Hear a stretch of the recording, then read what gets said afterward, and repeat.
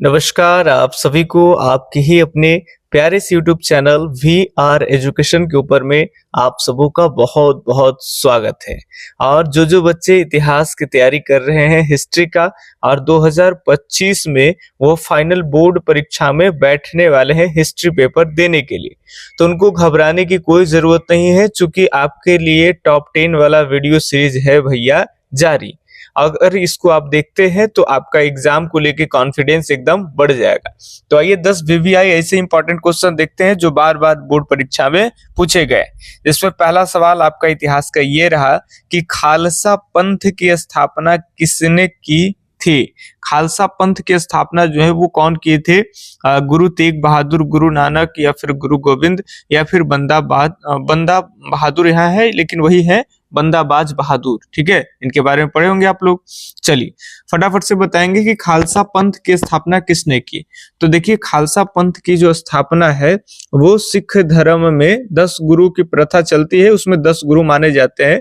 उसमें 10वें और अंतिम गुरु आप बोल सकते हो वो है गुरु गोविंद सिंह। इन्होंने खालसा पंथ की शुरुआत की थे।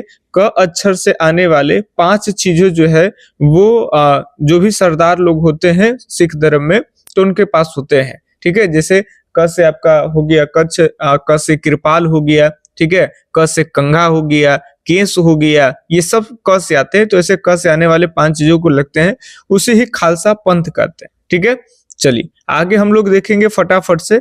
सेकंड नंबर प्रश्न है कि मीरा का विवाह किसके साथ हुआ था। फटाफट से बताइए कि मीरा का विवाह किसके साथ हुआ था। राजा भोजराज से, तुकाराम से, एकनाथ से, या फिर हरि सिंह से। तो आप सब जानते हो कि मीरा का जो विवाह है वो राजा भोजराज से होता है।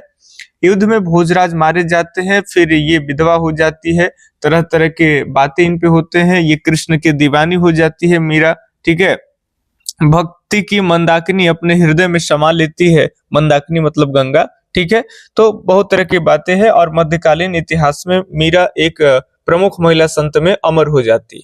ठीक है, इनके ही ससुर जी थे जिनका नाम राणा सांगा है। मेवाड़ की बात करते हैं तो राणा सांगा इब्राहिम लोदी और बाबर के समय में एक इंपॉर्टेंट शासक के रूप में जाने जाएंगे। ठीक है, चलिए तो वो आप ध्यान रखेंगे, सारी बातें नहीं पढ़े हो तो कोई दिक्कत नहीं है, आप सीरीज को फॉलो करते रहिए। एक एक दो बात सुनते सुनते जोड़ते जोड़ते एग्जाम तक बहुत बात आप जान चुके होंगे, उतने में ही से प्रश्न आएंगे आपके। हीनयान और महायान संप्रदाय किस धर्म से संबंधित है। तो ये तो आप सब जानते हो, बताइए जैन धर्म से, बौद्ध धर्म से, हिंद से, या फिर सिख से। तो हिंद यान और महायान आपको प्राचीन समय बताए गए थे कि पहले जो था ना दूसरी बौद्ध संगीति जो कालाशोक के टाइम में हुई थी, उसी समय 2 वर्ग में बट गया था आपका बौद्ध धर्म। एक पहले कहलाता था जिसको कहते हैं थेरीवादी, क्या कहते हैं तो थेरीवादी कहते हैं, और दूसरा जो था वो कहलाता था महासांगिक, क्या कहलाता था तो महासांगिक कहलाता था। और महासांगिक ही आगे चल करके और चौथी बौद्ध संगीति में महायान के रूप में चेंज हो गया, और ये हीनयान जो था वो आपका थेरीवादी जो था वो आपका हीनयान में। ये अगर आप पढ़े होंगे तरीका से कि कैसे थेरीवादी आया, कैसे महासांगिक, तो बहुत अच्छा है। आगे भी एग्जाम के लिए एकदम आपको ज्यादा लोड नहीं लेना पड़ेगा, अच्छा कॉन्सेप्ट है। अगर नहीं तो 12वीं के लिए यही इंपॉर्टेंट है। डायरेक्ट भी अगर आप पढ़े हो कि बौद्ध धर्म चौथी बौद्ध संगीति में 2 वर्ग में बट गया, हीनयान और महायान, तब भी कोई दिक्कत वाली बातें नहीं है। तो ये हो जाएगा डायरेक्ट, एकदम हल्के हल्के क्वेश्चन आएंगे ये बौद्ध धर्म से संबंधित।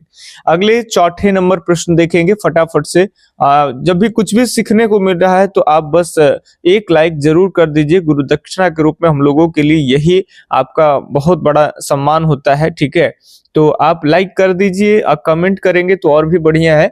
बाकी क्वेश्चन पे पूरा का पूरा आपका फोकस होना चाहिए। ठीक है, नैनार किस धर्म से संबंधित थे। नैनार आजीवक से, बौद्ध से, शैव से, या फिर वैष्णव से।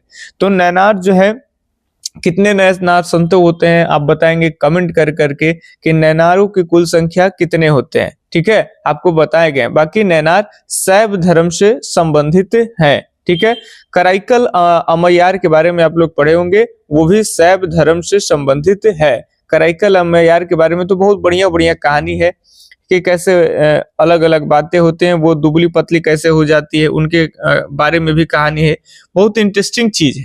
ठीक है, तो अलवारों के बारे में पढ़ेंगे, अलवारों की कुल संख्या, नैनारों के बारे में नैनारों की कुल संख्या जरूर याद रखिएगा। और अलवार में से 2-4 संतों का नाम और नैनार में से 2-4 संतों के नाम, उससे ज्यादा आपको एग्जाम में नहीं आएगा। खानकाह का नियंत्रण किसके हाथों में होता था? मुर्शिद के हाथों में, शेख के हाथ में, पीर के हाथ में, या फिर इनमें से कोई नहीं? तो ध्यान से सुनिएगा, अगर खानकाह के बारे में नहीं पढ़े होंगे तो आपका एक चैप्टर है सूफी संत। सूफी संत जो कि इस्लाम से ही अलग होकर के, कई लोग उसको इस्लाम में ही समझते हैं, इस्लाम से ही अलग होकर के उनकी थोड़ी सी विचार अलग हो गए, तो वो लोग अलग जो है वो अपना इधर उधर मजार बना करके खुले वातावरण में पेड़ पौधे जहां होते हैं, अपना वो एक तरह से जो है वो रहने का स्थान बना लेते हैं। ये ज्यादातर जो है ईश्वर की भक्ति भजन करते हैं, एक सूफी संत के रूप में ये डेवलप होते हैं, जिसमें इस्लाम के बहुत सारे चीजों का विरोध भी करते हैं और बहुत सारे इस्लाम के रिवाजों का वो सपोर्ट भी करते हैं। तो ये है क्या सूफी संत, इनके बारे में बुक्स पढ़ाएंगे तो जानकारी अच्छे से होंगे आपको। बाकी शॉर्ट में बता दें कि इस्लाम से ही अलग होकर के सूफी संत आए, जैसे अमीर खुसरो का नाम सुने होंगे आप लोग, निजामुद्दीन औलिया का नाम सुने होंगे आप लोग, हजरत निजामुद्दीन औलिया, इसके अलावा मोइनुद्दीन चिश्ती है, बहुत सारे सूफी संत हैं। अब ये लोग अपने अनुयायी यानी चेलों को लेकर के, फॉलोवर्स को लेकर के जहां रहते हैं, तो उस रहने के स्थान को खानकाह कहते हैं। यही आपको तो पढ़ने हल्के हल्के चीज, ठीक है।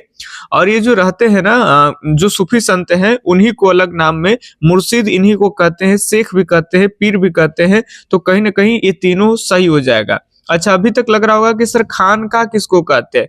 तो जो रहने का स्थान है, जहां सूफी संत लोग अपने चेले उले को लेके रहते हैं, उस जगह को खानकाह कहते हैं। मर जाएंगे जहां दफना दिए जाएंगे तो मजार हो गया ना, दरगाह हो गया, ठीक है। तो ये सभी जो है वो सूफी संतों का ही नाम है, तो इनमें से सभी आपके सही हो जाएंगे। अगले सवाल देखिए, थोड़ा सा फटाफट से देखना पड़ेगा, क्योंकि ज्यादा डिस्कस करते हैं तो फिर वीडियो लंबा हो जाता है, आप लोग देख नहीं पाते हैं। कोशिश हम करते हैं कि सभी चीजों के बारे में आपको जानकारी देते रहे, टाइमिंग नहीं देखे, सीखें आप, ठीक है, क्योंकि सीखा हुआ चीज आपको बोर्ड में काम आएगा, ठीक है। चलिए, औपनिवेशिक शहरों में हमेशा निम्नलिखित 3 शहर शामिल किए जाते हैं। कौन कौन से 3 शहर है? औपनिवेशिक शहर में 3 शहरों को शामिल किया गया, कौन कौन?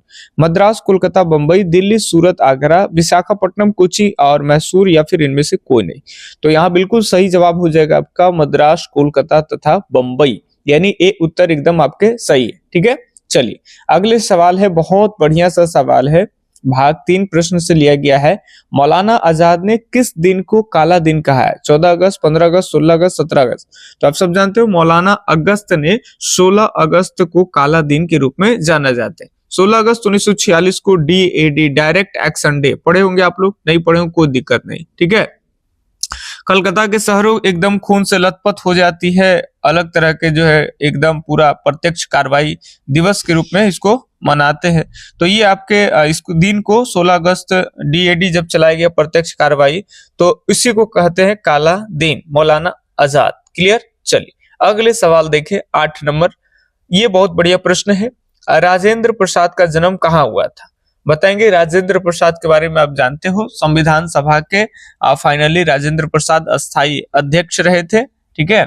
इनसे पहले सच्चिदानंद शर्मा जी रहे थे, अस्थायी सदस्य रहे थे। तो आपको बताने हैं कि राजेंद्र प्रसाद का जन्म कहाँ हुआ था? जीरादेई में, छपरा में, सिवान में, गोपालगंज। तो स्पेशली जगह की बात कर लेंगे तो राजेंद्र प्रसाद का जो जन्म होता है वो जीरादेई में होता है। और आपको जानकारी के लिए बता दें, हालांकि 12th के बच्चों के लिए इंपॉर्टेंट नहीं है, लेकिन कनेक्ट कर लीजिएगा कि इसी जीरादेई में जन्म होता है किनको भाई? तो राजेंद्र प्रसाद को, ठीक है। कब जन्म होता है? तो 3 दिसंबर 1884, आपको याद रखना नहीं है। तो जब यहाँ जन्म होता है इतने बड़े महान व्यक्ति का, राजेंद्र प्रसाद का, तो महात्मा गांधी ने इस जीरादेई को ही तीर्थ स्थल कहे, ठीक है। तो ये याद रखेंगे कि बिहार में जीरादेई को गांधी जी ने तीर्थ स्थान कहा है, ठीक है। अच्छा, आधुनिक तीर्थ स्थान किसे कहे हैं? तो आधुनिक तीर्थ स्थान महात्मा गांधी जी ने बिहार के दरभंगा को कहा है, इसलिए ताकि वहां खादी भंडार होते हैं, तो खादी भंडारों के कारण दरभंगा को आधुनिक तीर्थ स्थान कहे। बाकी खाली तीर्थ स्थान अगर बिहार में कहा जाएगा तो जीरादेई। ये आगे चल के तब इंपॉर्टेंट हो जाएगा जब आप BPSC की तैयारी करेंगे, तो खास करके बिहार में ऐसे खास जगह उनको किस विद्वानों ने क्या नाम दिया, ये सब बहुत इंपॉर्टेंट हो जाएंगे। अभी के लिए उतना डीप आपको नहीं जानना है।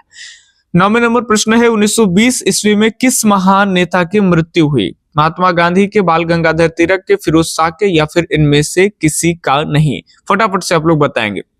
तब तक एक बात बता देते हैं कि जो भी बच्चे चाहते हैं कि बढ़िया से कंप्लीट हिस्ट्री की तैयारी करें तो बस 99 रुपया में आपको एक सब्जेक्ट हिस्ट्री का तैयारी, आपका वीडियो लेक्चर, पीडीएफ सारा कुछ मिलेंगे, टेस्ट, ऑब्जेक्टिव सब चीज, ठीक है, केवल और केवल 99 रुपया में। जो चाहते हैं कि और भी हिस्ट्री है, geography, polity, home science, Hindi, सभी सब्जेक्ट की तैयारी हो तो बस उनके लिए 199 रुपया में पूरे के पूरे आपके लिए लेकर के आए हैं। 199 रुपया आप इस नंबर पे पेमेंट कर करके और आप व्हाट्सएप कर देंगे उसी नंबर पे। उसके बाद आपको पीडीएफ, क्लास का लिंक सारा कुछ आपको भेज दिए जाएंगे, ठीक है।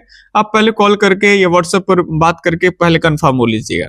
आप नंबर लिख सकते हैं मेरा, लिखिए 888825 और 37 और 6551। लगभग वीडियो में आपको नंबर दिए जाते हैं, ठीक है, तो कहीं वीडियो से आप नंबर ले सकते हैं, कोई दिक्कत नहीं। बाकी यहाँ देखेंगे 1920 ईस्वी में किस महान नेता की मृत्यु हो गई, ये आपको बताने हैं। ऑप्शन ये है महात्मा गांधी, नहीं जी, अभी तो ये भारत छोड़ो आंदोलन 1942 तक करेंगे तो ये तो होंगे नहीं।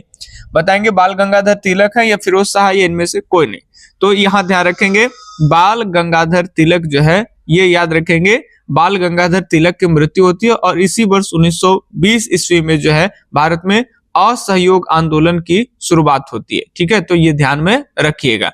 और आज का लास्ट प्रश्न है जो सबको सही कर देना है एकदम, ठीक है, और नहीं सही करिएगा तो कमेंट के लिए हम छोड़ देंगे। लॉर्ड वेलेस्ली भारत के गवर्नर जनरल बनकर कब आए थे? ये आपको आंसर कमेंट में गूगल से सर्च कर करके या खुद से आपको बताने हैं कि लॉर्ड वेलेस्ली भारत के गवर्नर जनरल कब बने थे। 1773 में, 1778 में, 1785 में, 1798 में, ठीक है। बाकी हम कुछ दिनों के बाद कमेंट में ये आंसर पिन कर देंगे, पहले आप लोग अपना उत्तर दीजिए, ठीक है। अगर गलत उत्तर आएगा कोई दिक्कत नहीं, आपको रिप्लाई करके भी आपको बता देंगे सही उत्तर, और फिर आप पे मैसेज चल जाएगा कि आप जो उत्तर दिए हैं वो गलत है, ठीक है। सही रहेगा तो हम जो लाइक करेंगे तो आपके पास जाएगा कि हाँ आपने सही उत्तर दिया और VR एजुकेशन की तरफ से आपको लाइक मिला है, ठीक है। तो आप जरूर अपना आंसर करेंगे और बाद में सही कमेंट हम आंसर में सही आंसर जो है कमेंट में पिन कर देंगे, ठीक है। तब तक के लिए मिलते हैं हम अगले दिन अगले वीडियो सीरीज में। तब तक के लिए धन्यवाद, जय हिंद, अल्लाह हाफिज, आपका दिन शुभ हो, राधे राधे।